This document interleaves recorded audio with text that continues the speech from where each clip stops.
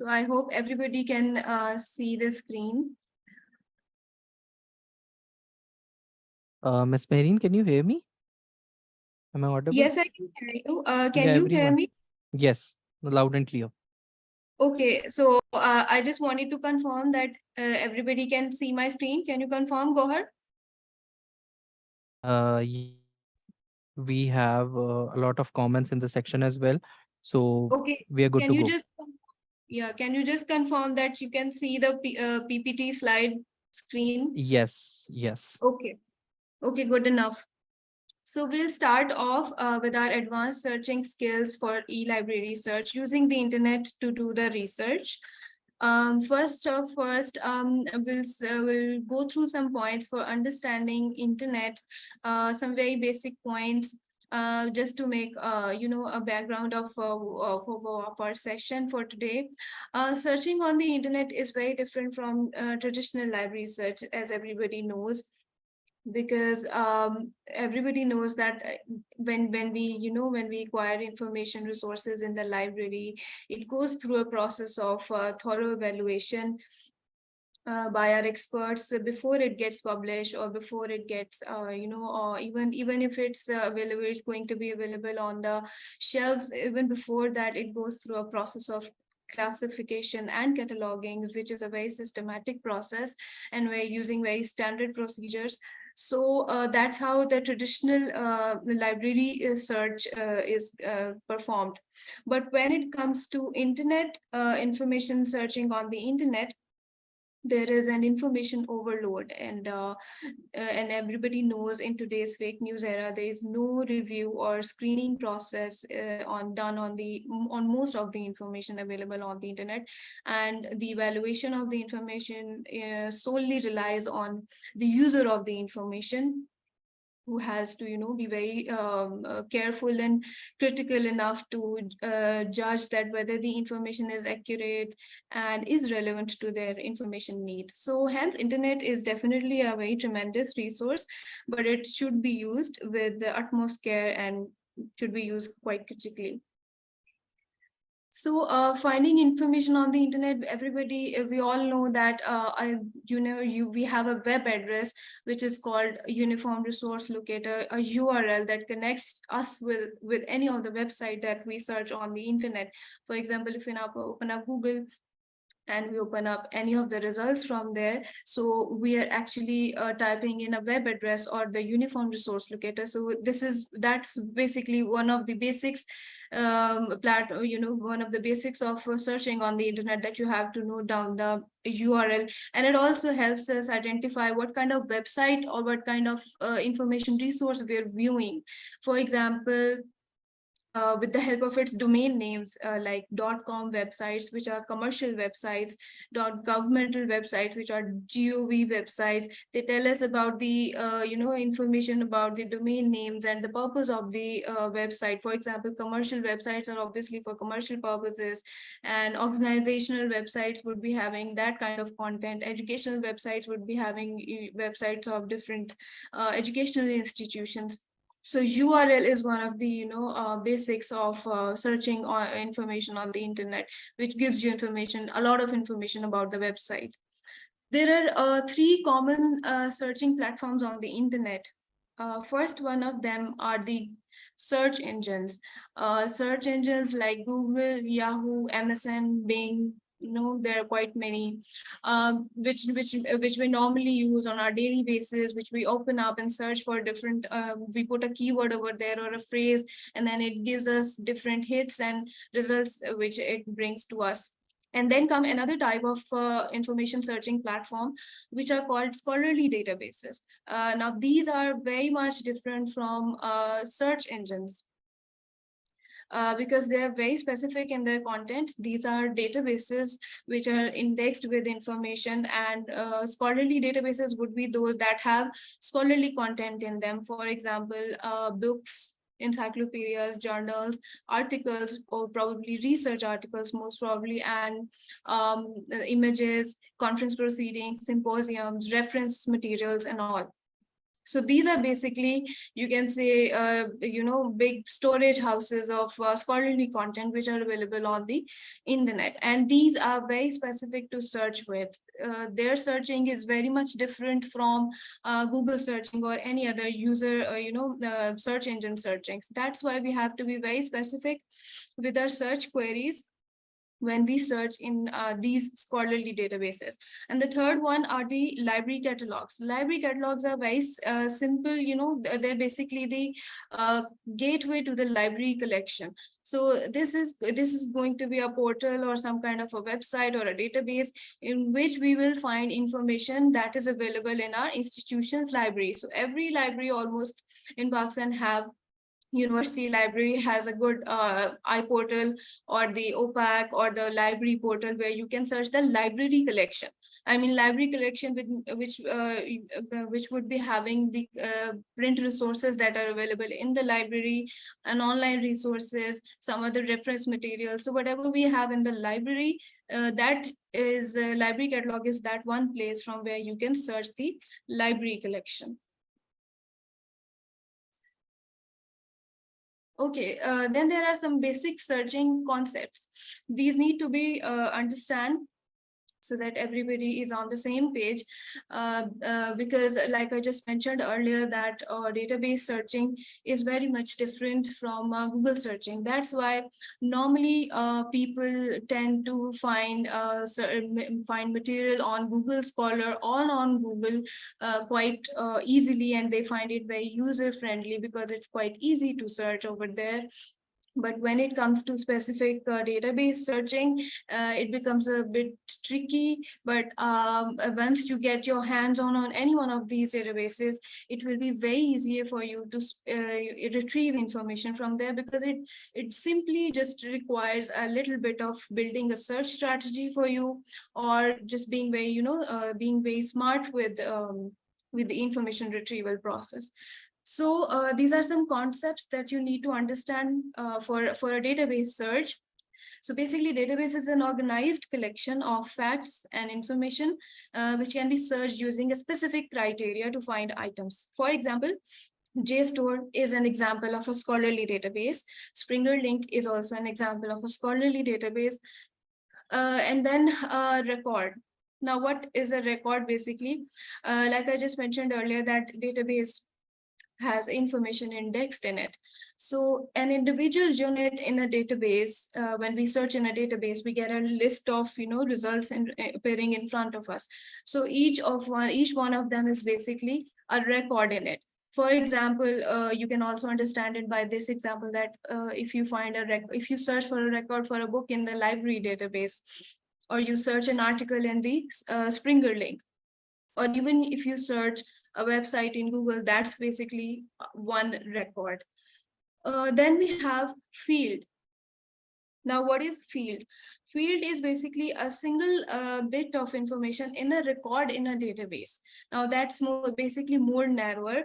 For example, when you search in a database, you type in the book title, and if you want to search the author's name as well, then from a search bar, you select the name of the author, or you type in the name of the author. Or if you are typing in a book title, you select that I want to search this particular keyword in the title of the book. So what would happen is that the database would actually search for the said keyword in the said field, in the asked field that you asked for example, in the title of the book, or subject, or location, or the call number. So these are basically the three different concepts that everybody needs to understand. Okay, then we have advanced search techniques. So it is very important for us to learn and to understand some different search techniques, because like again, I mentioned earlier that database searching is very specific. You have to be very specific with building your search strategy, or applying different search techniques to narrow it down or broaden it by applying different filters on it, and by making different combinations of the keywords. So the database searching works like this. Otherwise, if you don't apply the proper search technique, or you don't apply the proper combinations of the words, then what would happen is that probably you won't get your relevant material, and definitely it causes a lot of frustration and anxiety, because when you're not getting your required information, it definitely is you're lagging your work. So first one of the most basic and universal search technique is Boolean logic. Boolean logic, or you can say Boolean connectors. There are three kinds of Boolean connectors or Boolean logic. This is a search technique that is available in almost all of the databases. Even it's available in Google advanced search feature as well. So I'm simply going to just run through these points, and then we are going to have a demonstration, live demonstration of these Boolean connectors as well. uh, and so what and basically is, and actually allows you to search for two terms or more than two terms at the same time. For example, if you're searching for global warming and sea level, these are two different keywords, two different concepts. If you join them with and Boolean operator, you are actually asking the database to search for both the terms appearing at the same time. So what would happen is your search results would be reduced, and you will be having specific results. Or is actually applied to search for either of the terms. For example, you want to search global warming, or you want search results on climate change, or you want search results on both. So like I just mentioned, that there are three kinds of possibilities over here. So our search results, if they would be more broader, we will be having a more broader search results and a variety of search results in our when we perform this search, when we perform this Boolean or Boolean logic. And then we have the not Boolean operator, which is quite obvious that if you want to exclude a query facet from your search, then you can apply the not Boolean operator.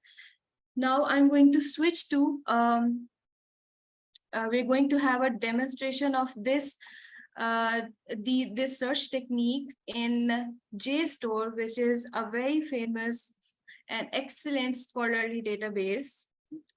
I hope everybody is familiar with JSTOR. It's an excellent, it's a highly credible scholarly database. It has a subject strength in social sciences and humanities as well. It also has an archival value, dates back to 18th century. It has images in it as in its repository as well. So this is a very popular database, and it's widely used for sciences, social sciences, and typically humanities. So if you accessed it through the FC college, since I'm accessing it through our institution, so you will see this written on the top: access provided by Foreman Christian College.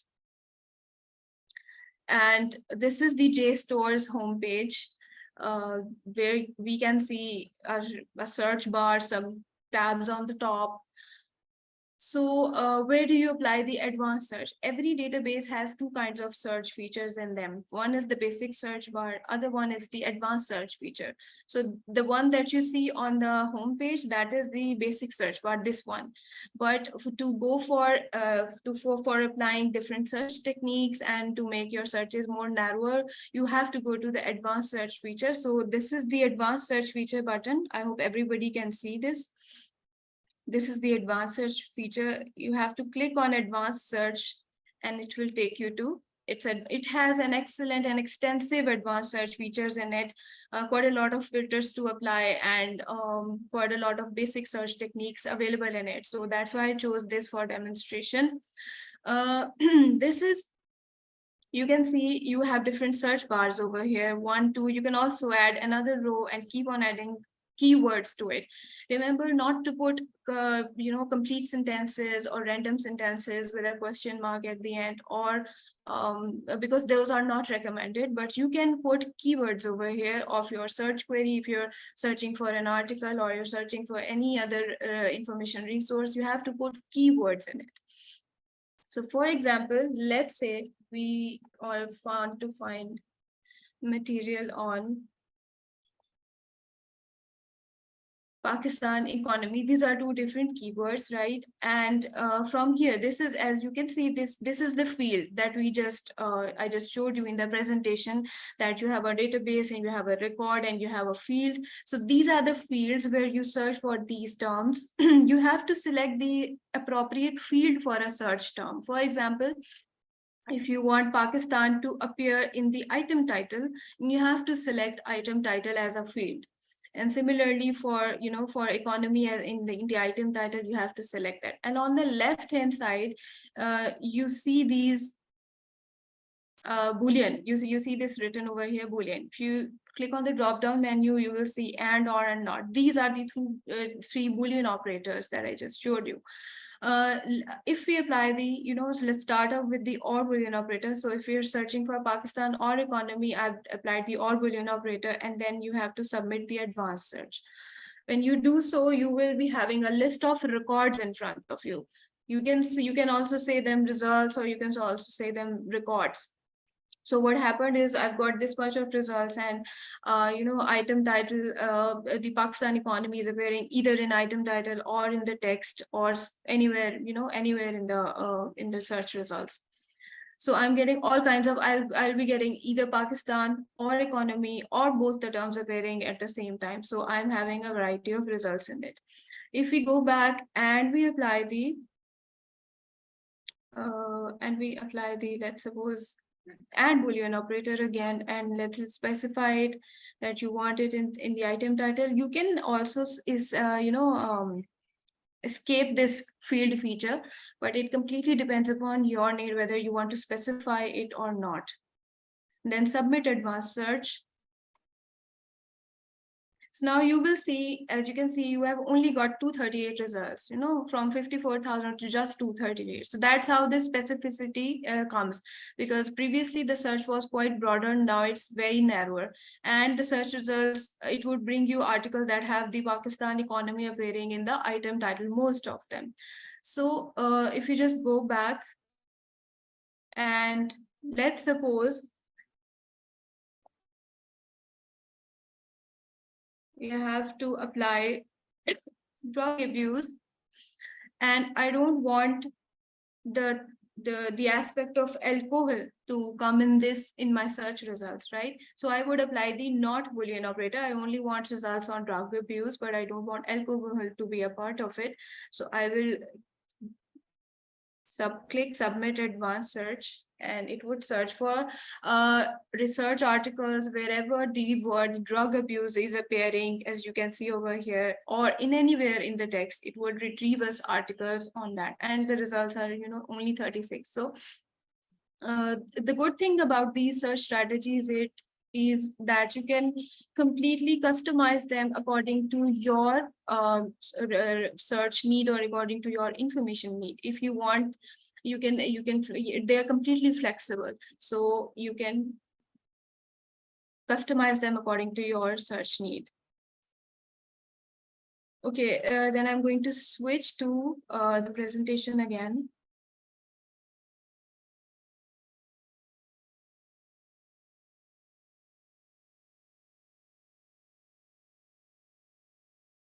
Okay, then we have another search technique, which is called phrase searching. Phrase searching is actually a search technique that allows you to search for two or more words as an exact phrase in the same word order. For example, if you're searching for a journal article or a book title or a specific book, then besides just putting the title randomly, you can enclose it in quotation marks, or make it a string. When you enclose it in quotation marks or double quotes, that basically becomes a phrase then. So what happens is, the benefit of it is applying is that the word order will not be then disturbed while searching. So the words or the titles would appear exactly in the same word order you wanted it to appear as. We can also have a demonstration of it in JSTOR again. Again, go to the JSTOR's homepage. And for example, you are searching for social media and fake news, right? For example, this is a simple search. This is not a phrase, right? So if I do it this way and then press enter,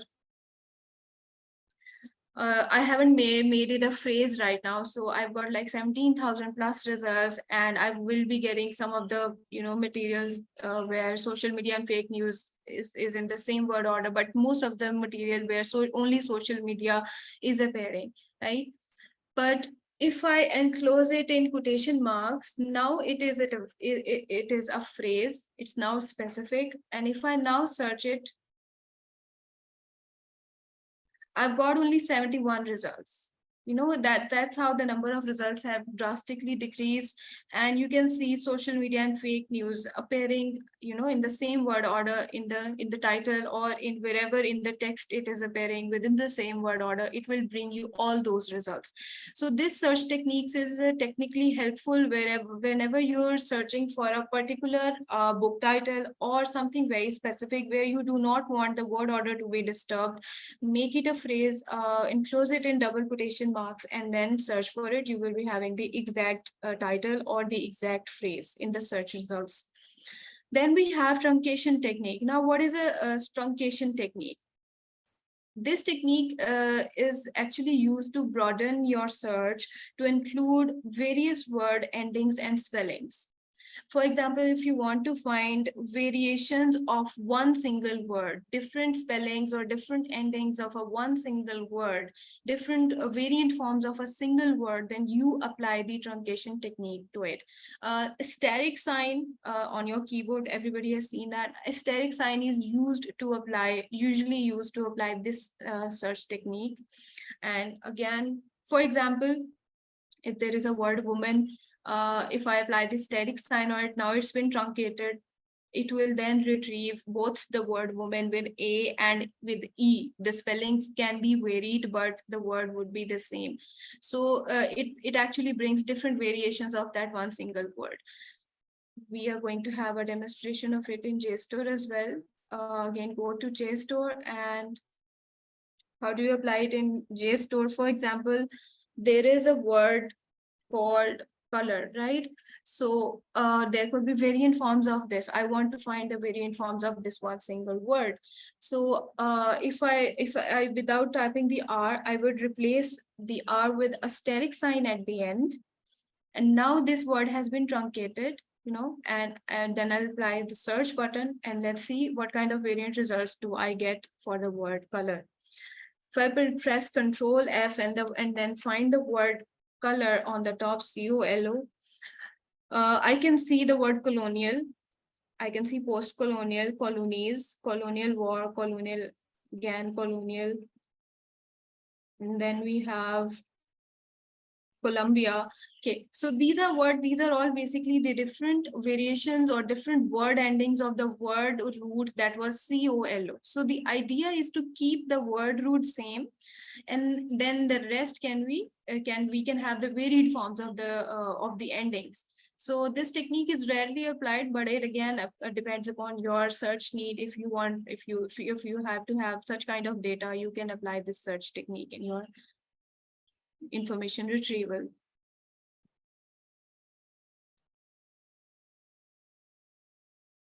Okay. Then we have proximity search. Now, what is a proximity search? Proximity search basically specifies the closeness or the distance of two or more terms within a search query. It actually indicates that a term should appear within a certain distance or number of words from each other. For example, let me show a demonstration of this as well in JSTOR. Like I just told you that JSTOR has quite extensive search features in it. So again, go to the advanced search feature for applying proximity search. For example, I want to find teenagers and drugs. And here from the Boolean drop-down menu, I can see near 5, near 10, and near 25. These three are the proximity search techniques, right? So if I apply the near 5 proximity. That means, I wanted some search results where these two terms have the distance between them for of just 5 words, or less than 5 words, but the word distance should be 5, or the closeness of the words should be just around 5 words. So if I submit the advanced search, it would give me such search results that if I open them up and if I read the PDF or the full text of these articles, I can find the distance of these two words, or the proximity between them around 5.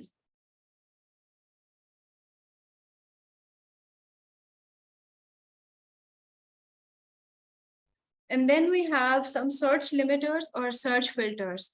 Now, like I just mentioned, that we can apply different search limiters or search filters to your search as well to limit your search and narrow it down further. For example, we have date range filter, we have language filter, and these are also available in the JSTOR. For example, let's just run a random search over here and apply the search filters.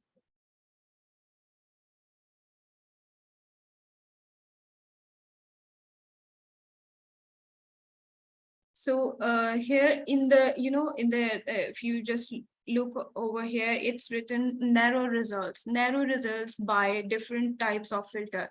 First one is item type. So if you want to specify that JSTOR should only search for articles and not for books or reviews, and you want only articles to appear in your search results, apply the filter of item type with articles. Languages, normally we use English language and we require English language, so we don't normally use it. Publication date range, yes. For example, if you want articles that are appearing between, they have a publication date range between 2000 to 2020-22. If it's your requirement, you want articles from this date range, then you apply this filter. Otherwise, you can just leave this filter. If you have if you know the journal of the journal title or the book title for an article, or if you want to search for a specific journal and articles within it, then you can just type in the journal name over here. Otherwise, you can just leave it. ISBN is basically a unique number for the books, but normally it's not, people do not remember those or do not have this kind of information. But if you have a book with you and, if you want to search it with the ISBN number, you can type in the ISBN number. That's basically, around 10 to 13 digits number at the back of the book. Journal filter, again, return results for a specific field. If you want to, if you want to study Pakistan economy, in anthropology, or in American studies, or in American Indian studies, then you specify or in Asian studies. So you specify a specific subject area, and then after that, once you've done applying all the filters, so you apply you apply the submit advanced search, and it would then retrieve results according to your need. And if you look on the left hand side panel, it further says that you can further refine your search results by applying these filters. These are almost the same filters, but let's just have a review of it as well. Access type. First filter is access type. So you can actually specify what kind of access you want. Obviously, if you're accessing it through an institution, you would only want content you can access to, preferably. So you can check mark that. Search within results. If you want to search for a particular keyword within the results, then specify that keyword over here. Like I just mentioned, I've tick marked the journals and articles, so only journals are appearing. The date range is available over here. Subject is available, and language. So you can further refine your search results by applying these search filters as well.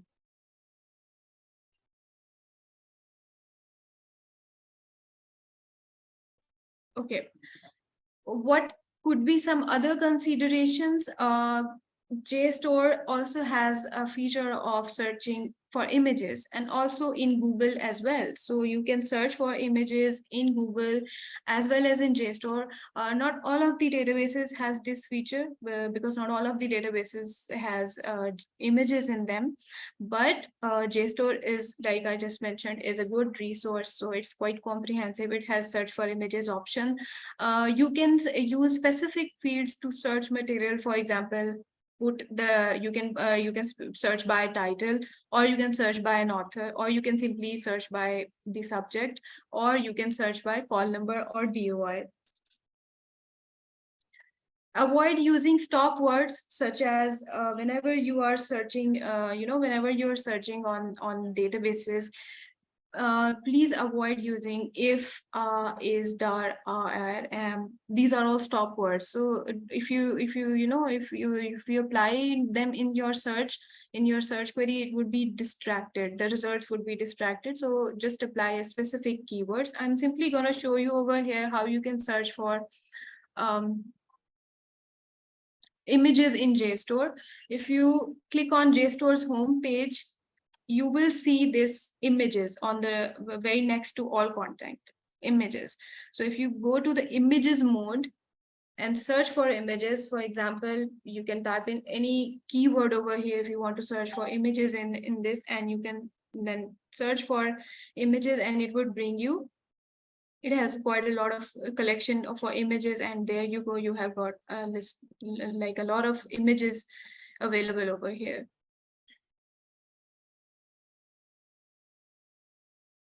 Let me show you how you can simply download an article from JSTOR. Let's suppose you've run a query over here. This is something, you've refined the search, and this is an article that is relevant. You want to read it, you want to download its PDF. So you can click on the download, accept and download, and the article will be downloaded in your browser.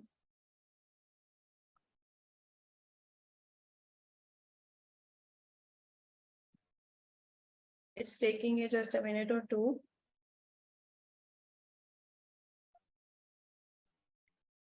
So once the article is, loaded in the browser, you can download it from here, this option, and you can, save the PDF with you in your desktop or laptop, and it will be available for you.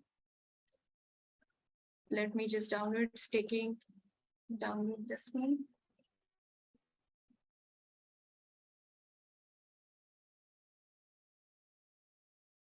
Meanwhile, let me also show you that how you can apply, just a brief intro to the library iPortal, that how you can apply different, search filters or search limiters in the portal, in the library iPortal.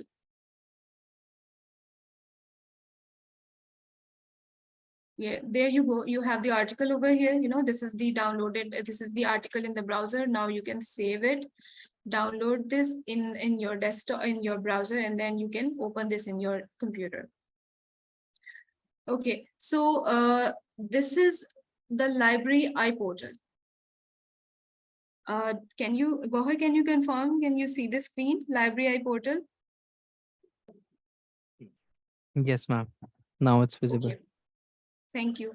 So this is the library iPortal. This is the gateway to the library collection. Most of the people, they, find difficulty searching the material from the library, from their institutions, the library portal or OPAC. So this is the library iPortal, where you can type in a search query. For example, you want to search for a biology book. Obviously, it's not an author. It could be a subject, or it could be a title. So you can search with a subject and then search for the book over here. And if you want to apply different search, limiters to it or filters to it,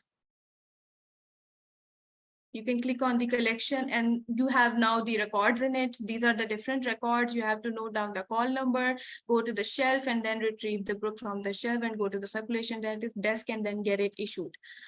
This is the keyword search option, where you can find different filters on the, or for the search. So for example, let's say biology, and then you have it in the subject. You want to search encyclopedias on biology in the library, right?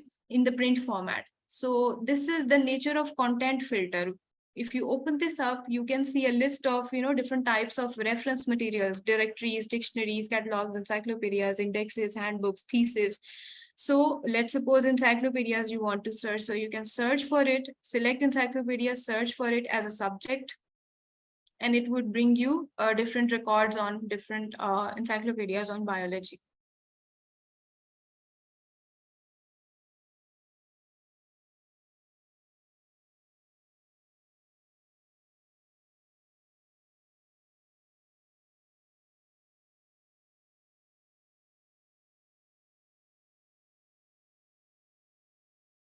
Okay, so I've got those. These are the biology encyclopedias in the library. You can note down the call number, go to the library, consult the reference resource, and then you can, you can take the information from there. So that's how you search on the library iPortal. Okay. Okay, now comes, I will also included some, a bit of information on building your literature by using different, sources or different techniques. So first one of them is a cited reference search. Now, what is a cited reference search? Cited reference search is basically a search that allows you to search for records that you have cited the scholarly work in hand. The one that the article that you are reading or the one that you are consulting, if you want to search for the records whom the article, the others have cited the one that you have in hand, so you can track those citations or you can search those citations from different websites and from different databases as well. And how you can do that, these are some of the sources for used for cited reference search: Web of Science, Scopus, Google Scholar. It can also help you in this. Taylor and Francis, Springer Link, Wiley Online Library, Science Direct. Web of Science and Scopus, we do not have it on our campus, but if your institution has it, you can make use of it. I'll show you a small demonstration of it in Taylor and Francis and Springer.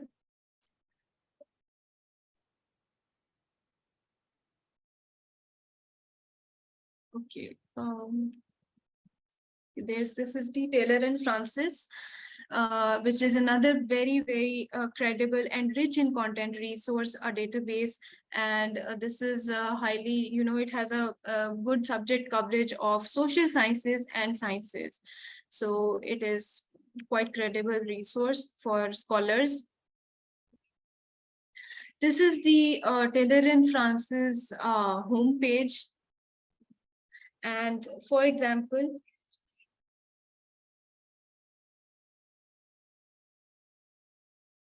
if you search for the word or the keyword education over here,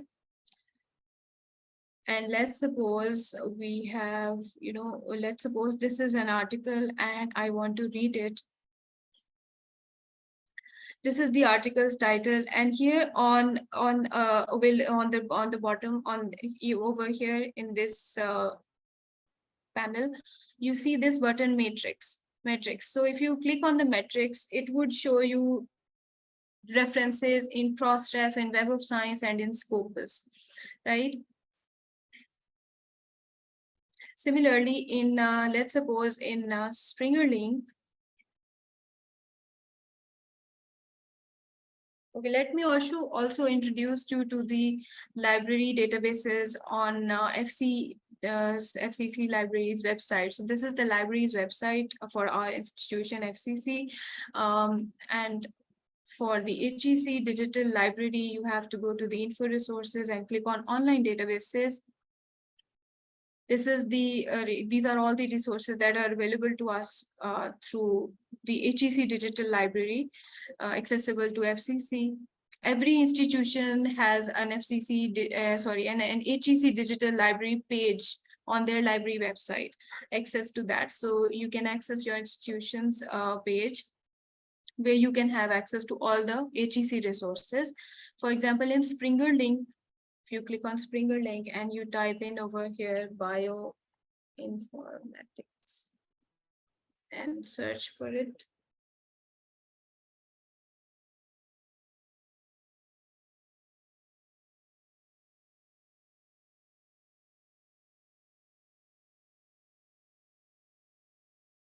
So here in the matrix, if you click the matrix, again, you can see 34 references in Crossref. So if you click on the Crossref link, it would take you to the website where the other article, these are the 34 items that has cited this particular article in them. right? So this crossref has actually given us the links to this particular article. So that's how you can search for cited references.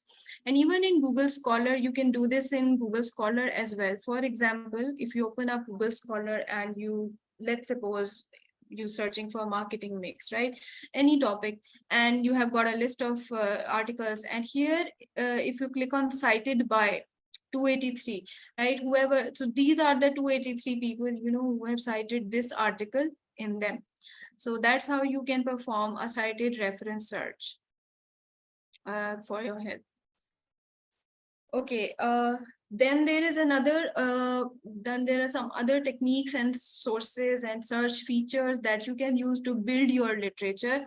That I just showed you the HEC Digital Library, which is a multidisciplinary resource, and it has like subject coverage of almost all of the resources that are taught at FCC. But most of the public libraries, public universities have access to almost all of the HEC resources. So you can access the resources from the HEC Digital Library page. The other one is JSTOR's text analyzer feature. Now, this is an interesting feature. Let me show you how it works. JSTOR text analyzer is basically, it is available in the tools bar. If you go to the JSTOR's homepage and you click on the tools, if you scroll down, you will see this text analyzer. If you click on this feature actually allows you to search for articles and books and whatever material is available in JSTOR according to your content, according to your manuscript. So if you have a manuscript with you, if you're doing a thesis, or if you're doing an assignment, or if you're doing writing a paper, if you have the written manuscript with you, you can upload that over here. Select a file from your computer. For example, let's suppose this is a Word document file and I'm uploading it over here. It has 3 steps. It first identify topics, and then it would generate recommendations according to your manuscript. That's basically according to your writing, right? So this is the report over here that it has generated. So on the left hand side, you see the analysis, and on the right hand side, you see the results. Analysis has a first portion that is says prioritized terms. So for these are all of the terms that the document that I just uploaded. My document has all these prioritized terms that I've used in my manuscript. You can actually decrease or increase its intensity as well, and once you do that, the updating of research results will, initiate immediately. These are the identified terms in my manuscript that I just uploaded. For example, I don't want labor union leadership to, I don't want search results from this, so I would uncheck this. I want business management more in my search results, so I can highlight this one, and the search results would then immediately refine to that, according to that. These are the organizations that it has highlighted in my manuscript. So you can also highlight or uncheck or check these search terms as well. So you can actually customize your search results according to your manuscript using text analyzer. I hope it would be a very helpful tool for the scholars who can search literature on using your own document. And library portal that I've already showed you. Okay, talking about some resources and searching information online, we need to touch upon a little about open educational resources as well, since a lot of us are concerned about uh, free resources or open access resources. So open educational resources, we're simply going to, touch a little upon it just to introduce you all to OERs. So basically, open educational resources are learning and teaching materials that are available in any format in public domain, or they have some legally, they're under copyright that have been released under open access. So, the benefits of using these resources are they're free, they're accessible, they're adaptable, they're flexible and customizable, and they're legally licensed.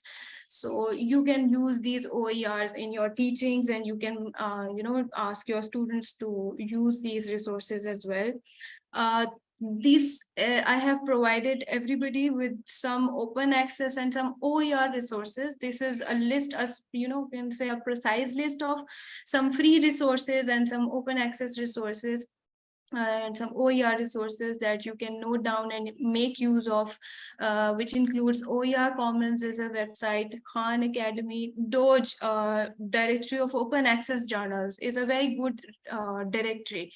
If you type in Google directory of open access journals, you can access open access journals from this directory, and it has articles in it as well. Then we have directory of open access books as well. So you can search for books in this directory as well. Science Open is also a free resource. Public Library of Science is also a free resource. You can access these resources to search for free material, since we are a lot concerned with free information material online. The ones that I just showed you, JSTOR, Taylor and Francis, these are all subscribed resources, but these are available on our campus. But sometimes when we're searching at our homes and we need information, maybe these resources can be helpful to you. And some free resources are also available on our website. I'll show you. On the library website, they're available. This is the library website, and if you click on info resources and go down to free online resources, so we've actually listed down all the, most of the free resources, so you can click on any one of them, relevant to your subject or discipline, and then you can search on those free resources at home as well. Okay, and now just to slightly touch upon ChatGPT, artificial intelligence, since it is new for me, it is new for almost all of us, and this session is on advanced searching techniques. And I thought that since we all are learning to be very smart, searching on ChatGPT and retrieving information smartly from ChatGPT.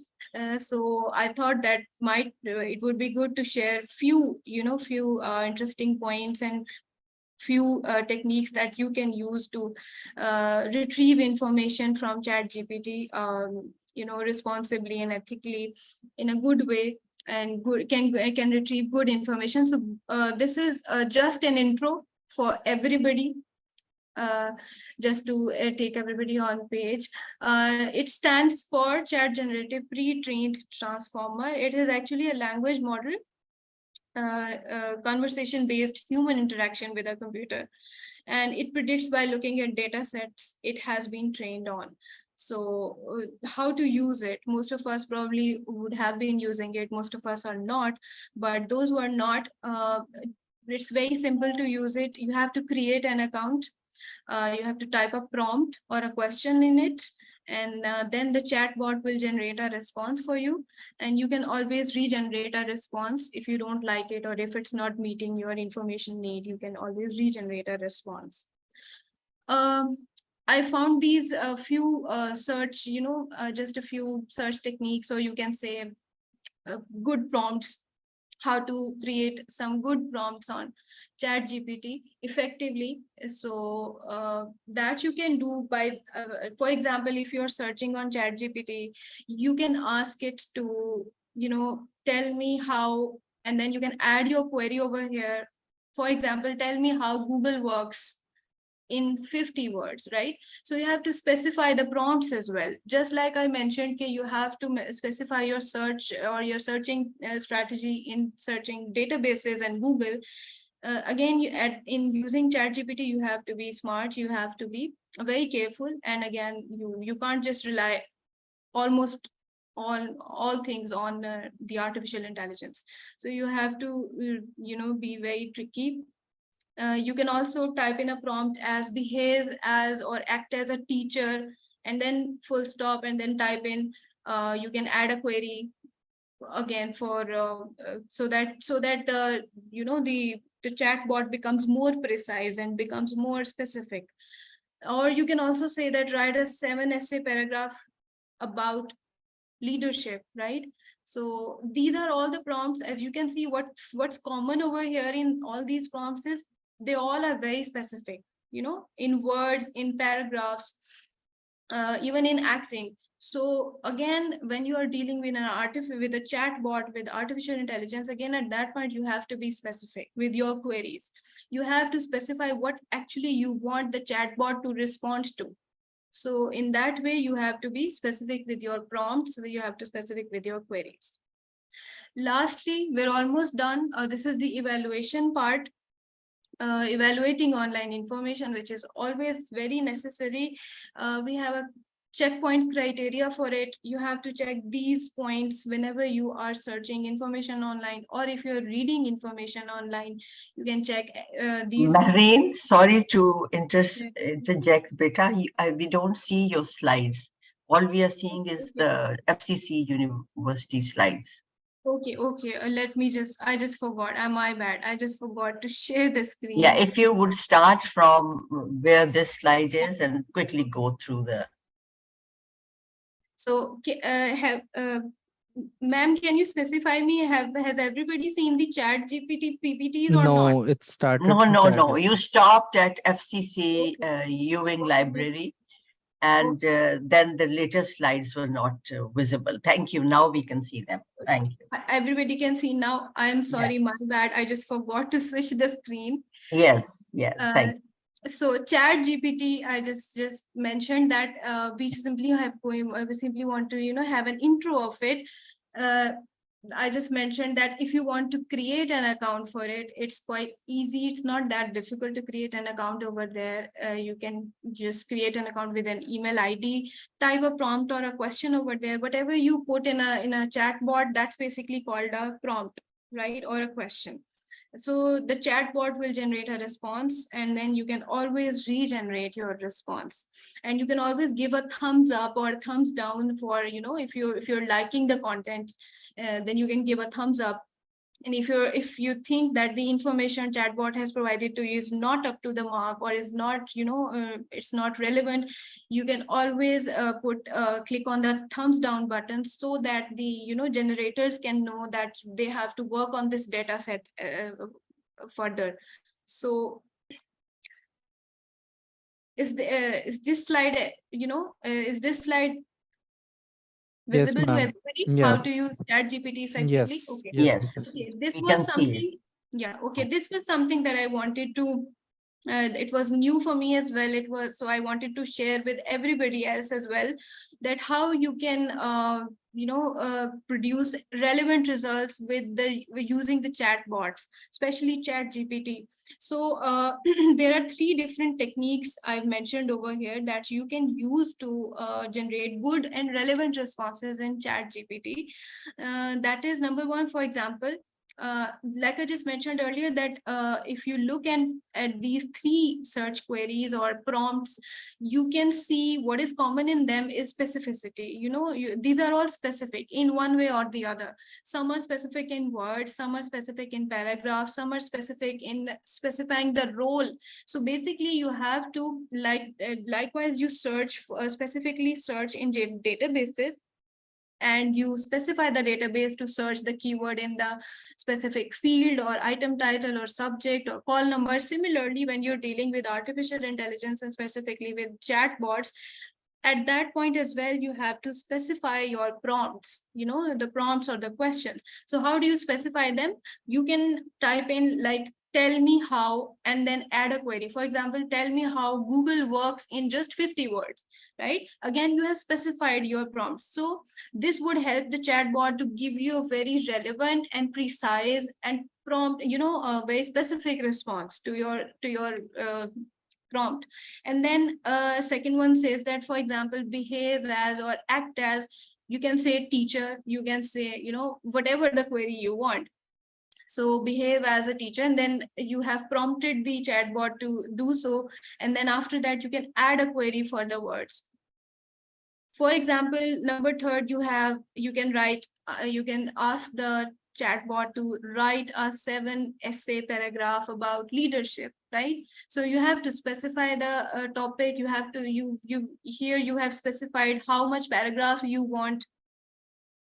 So that's what I was telling you, that you have to be specific even when you're searching or you're retrieving information from the chatbots, because this is, this is currently we're dealing with on our daily basis.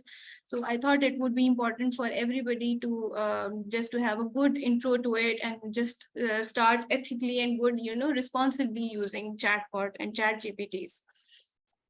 So now comes the evaluation part. So evaluating online information resources is also very necessary in today's fake news era. These are some checkpoints that you can use to evaluate online information or websites online. First one is accuracy. You have to check, why was the website produced? You have to ask these questions to yourself while reading the content, that whether the information is accurate or not. Is there any editor or someone who checks the information? If there is not an editor over there, if there's someone not responsible for the content, then you have a doubt on it.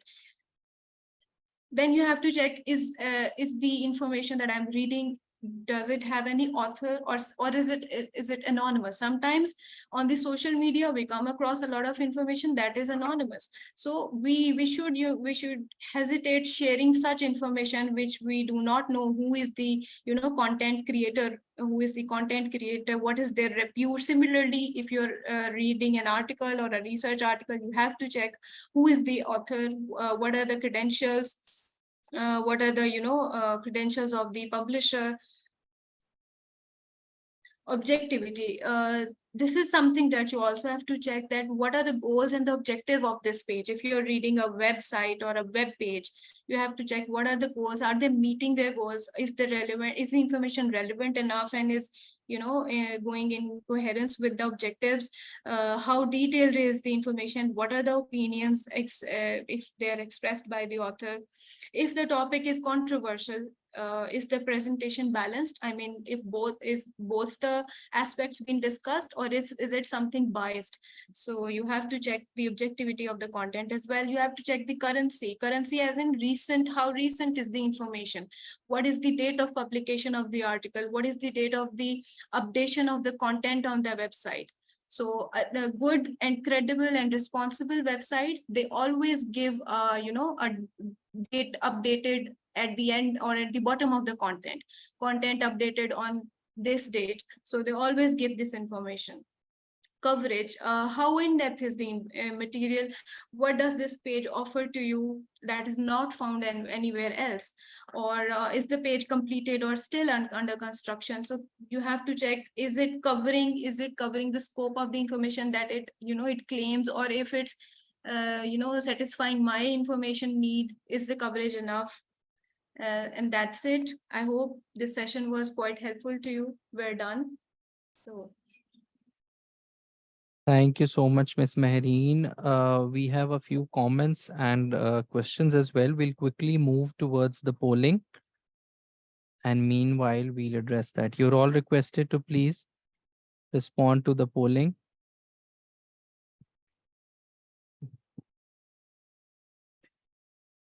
So we had a question from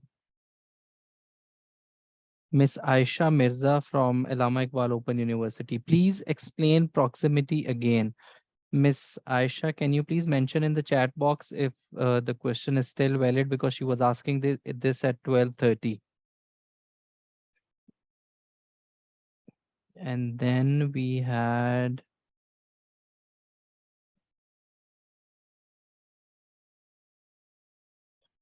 a comment from Miss Aisha as well. Excellent approach towards advanced research. And then we had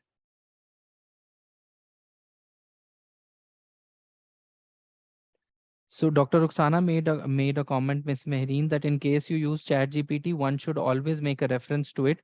It is ethically wrong to use it and not indicate as such. And there are now options to reference such information. So she mentioned it in the chat.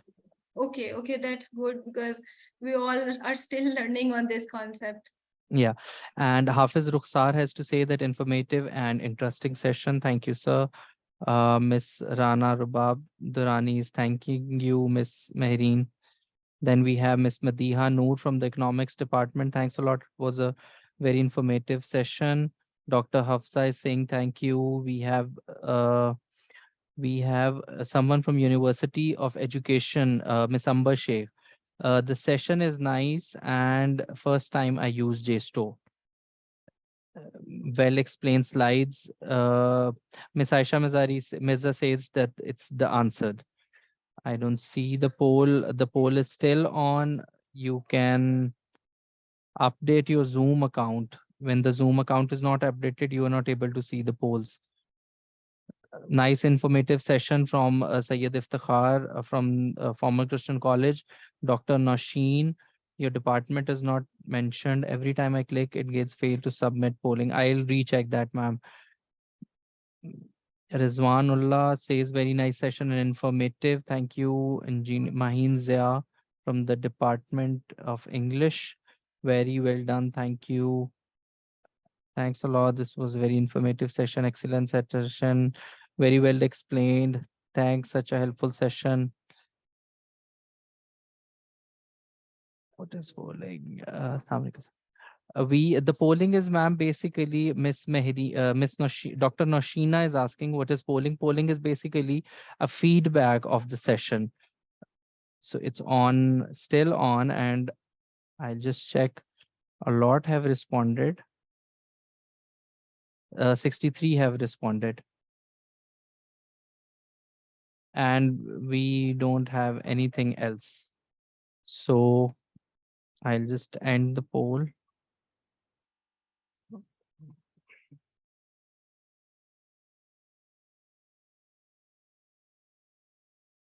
Thank you, Miss Mehreen, for your Thank time. you, And thank you, Bahar. Thank you, CLT. Thank you, everybody, for. I hope this session was helpful and it has added, a bit of knowledge to everybody's.